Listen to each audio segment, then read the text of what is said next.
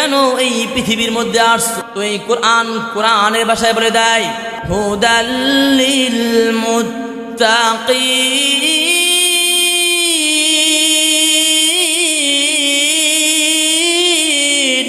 এই কোরআন বলে আমি এই পৃথিবীর বুকে মুত্তাকিদের হেদায়েতের জন্য এসেছি।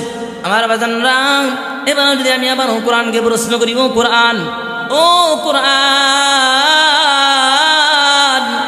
তুমি কোন পয়গম্বর উপর নাযিল হয়েছে সেই পয়গম্বরের নামটা একটু বলবানি?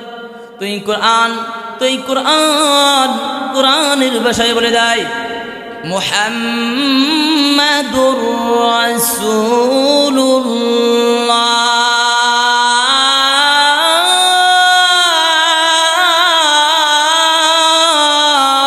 কোরআন বলে যেই পয়গম্বর উপর নাযিল হয়েছে সেই পয়গম্বরের নাম হলো মুহাম্মাদুর রাসূলুল্লাহ। এবার আমি আবার কোরআনকে প্রশ্ন করি, ও কোরআন, ও কোরআন,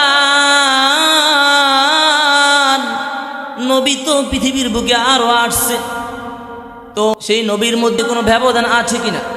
তো এটাও কোরআনের ভাষায় বলে দেয় মা কানা মুহাম্মাদুন আবা আহাদিম মির রিজালিকুম ওয়ালাকিন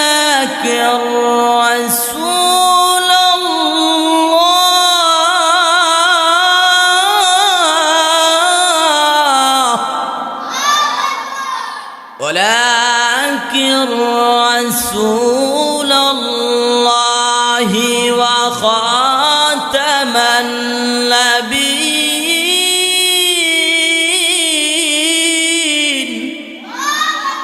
আল্লাহ সুবহানাহু ওয়া তাআলা অন্য পয়গম্বরকে শেষ পয়গম্বর স্বীকৃতি দিয়ে দুনিয়ার মধ্যে পাঠান নাই। বিশ্ব নবী রাহমাতুল লিল আলামিনকে আল্লাহ সুবহানাহু ওয়া তাআলা আখিরি পয়গম্বর হিসাবে পৃথিবীর মধ্যে প্রেরণ করেছেন।